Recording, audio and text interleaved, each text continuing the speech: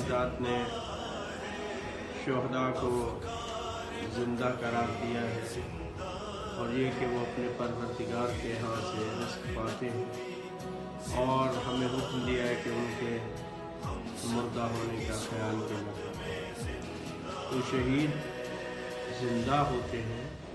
अगरचे हमें उनकी ज़िंदगी का शऊर नहीं है। इसका मतलब ये है कि शहीद हमारे हालात से और अपने पीछे जो दुनिया छोड़ गए हैं वो उनसे मरबूत रहते हैं और हमारे हालात से शुहदा के दर्जात के हिसाब से वो आगाह होते हैं और बहुत सारे मवारिद में वो हमारी मदद भी करते हैं, कहीं पर रहनुमाई भी करते हैं और शुहदा के साथ अपने आप को मरबूत रखना ये ख़ुद हमारी तरबियत के लिए और हमारी नशोनुमा के लिए, बिलखुसूस रूहानी तरबियत के लिए बहुत ही मुफीद है। जब हम शुहदा के साथ अपनी वाबस्तगी का इजहार करेंगे और शुहदा के साथ वाबस्ता रहेंगे तो इससे इंशाअल्लाह हम उनकी शफाअत के मुस्तहिक करार पाएंगे और वो शुहदा हमारी शफाअत करेंगे। तो इससे जो हमारी आखिरत है वो भी बेहतर होगी और इंशाअल्लाह दुनिया में भी उनके साथ मरबूत रहने से हमारी रूहानी तरबियत का बंदोबस्त होता है। और जिस तरह से रहबर मुअज़्ज़म इनक़िलाब इस्लामी ने फरमाया है कि शुहदा की याद को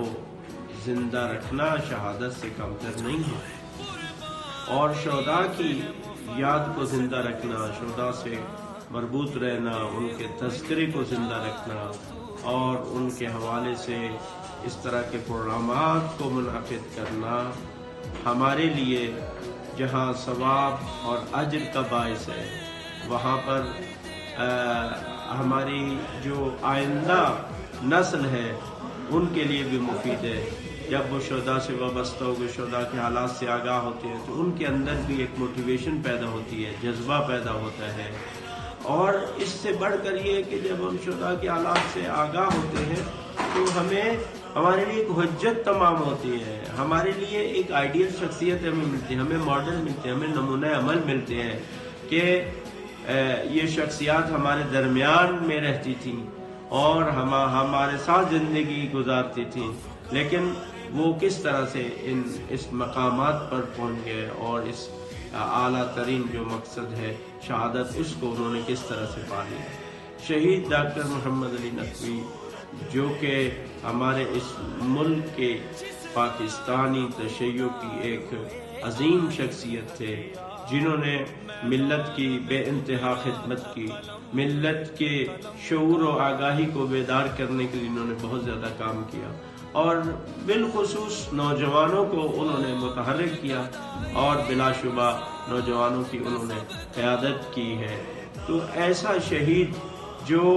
ज़िंदगी में भी हमारे लिए क़यादत कर रहा था और मैं रहनुमाई कर रहा था,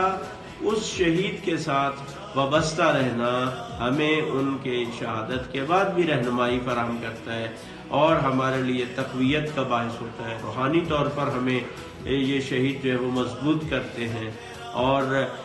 शुहदा के साथ मोहब्बत ये हमें खुदा की मोहब्बत की तरफ ले जाती है और दीन से रग़बत पैदा करती है। लिहाजा जिस कदर हो सके खुसूसन नौजवानों को वो इस बरसी में शरीक हों ताकि शहीद की याद को ताज़ा किया जाए,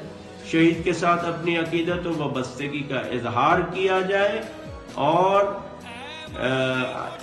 शहीद को अपने लिए शफी करार दिया जाए। तो इंशाअल्लाह ताला इससे